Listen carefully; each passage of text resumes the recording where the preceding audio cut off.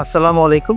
আমি আপনাদের সাথে আজকে ইন্ট্রোডিউস করে দেব নতুন একটা ট্রিটমেন্ট প্রোটোকল, যেটা রাজশাহীতে নতুন। আমরা এই ট্রিটমেন্টটাকে বলা হচ্ছে এফএসএম, ফ্রিকোয়েন্সি স্পেসিফিক মাইক্রোকারেন্ট।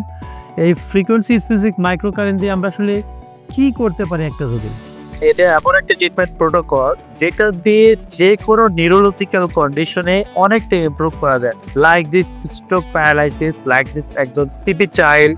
একটা সিপি চাইল্ডের কি কি সমস্যা হয় এটা আগে আমি জানার চেষ্টা করি। একটা সিপি চাইল্ডের মাসেল টন এবং কোঅর্ডিনেশনে প্রবলেম হয়। মাসেল ডেথ ইরিট হচ্ছে, স্পাস্টিটিসি হয়ে যাচ্ছে, শক্ত হয়ে যাচ্ছে, হাত পা বাঁকা হয়ে যাচ্ছে।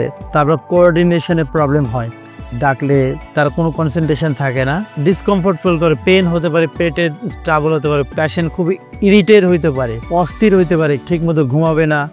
তারপর দেখা যাচ্ছে যে খুব কান্নাকাটি করতেছে, ডিস্টার্ব করতেছে, এই প্রবলেমগুলো হতে পারে। এই ভাইয়ের হচ্ছে হেমোরেজিক স্ট্রোক প্রায় 1 বছর হয়ে গেছে, যার ফলে কিছু মাসেল উইকনেস তো আছে, কিছু মাসেল স্পাস্টিক হয়ে গেছে। আর যে প্রবলেমগুলো যেহেতু তার ব্রেনেই জড়িয়ে রয়েছে, তার মানে ব্রেন স্কার তৈরি হয়েছে। ফ্রিকোয়েন্সি প্রকারের এমন একটা ট্রিটমেন্ট প্রোটোকল যা স্পেসিফিকভাবে সেই জায়গাগুলোতে বা সেই টিস্যুগুলোকে ট্রিটমেন্ট করা যায়। আমরা এফএসএম এর মাধ্যমে কি করতে পারি? এই এফএসএম চিকিৎসার মাধ্যমে আমরা করতে পারি তার মাসেল টন এবং কোঅর্ডিনেশনের রিডিউস করতে পারি, ইমপ্রুভ করতে পারি।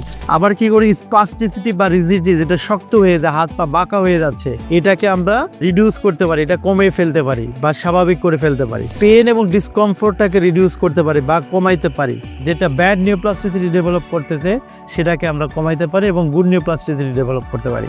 তো এই ট্রিটমেন্টটা আমরা লাইক দিস, এরকম একজন পেশেন্টকে আমরা অ্যাপ্লাই করছি। আজকে তার 3টা সেশন চলছে। তার প্রবলেম হতো কি, সে ঘুমাইতো না, খুব ইরিটেট ছিল। কি সমস্যা ছিল? অস্থির হয়ে যেত, খুবই অস্থির হইতো আর কান্নাকাটি করতো, দাঁড়াতে পারে না। তবে এখন এই যে 2 সেশন ট্রিটমেন্ট দিলাম, আপনার কি ইমপ্রুভ দেখতে পাচ্ছেন? বাচ্চা এখন ঘুমাচ্ছে, বাচ্চা ঘুমাচ্ছে আর কান্নাকাটিও করছে না, অস্থিরতাও কমে গেছে।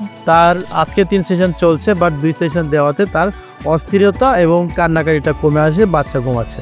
এফএসএম এর পাশাপাশি ফিজিওথেরাপি ট্রিটমেন্ট চলছে, আশা করি তার ইমপ্রুভ হবে। তবে আমি আপনার যে ইনফরমেশনটা দিতে যাচ্ছি সেটা হচ্ছে এই যে তার নিউরোলজিক্যাল ইমপ্রুভমেন্ট, অর্থাৎ আমার ব্রেনটাকে যদি আমরা নিউরোলজিক্যালকে ইমপ্রুভ করতে পারি, তাহলে তার সারাউন্ডিং যেই প্রবলেমগুলো হচ্ছে এটা অনেকাংশে কমে আসবে।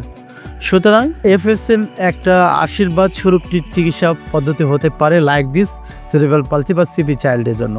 তো আমাদের এই সেবাটা রাজশাহীতে research institute of physiotherapy and rehabilitation এই সার্ভিসটা দিয়ে থাকছে। আপনারা চাইলে আমাদের এই সেবাটা নিতে পারেন। এটা খুবই এক্সিলেন্ট একটা ট্রিটমেন্ট।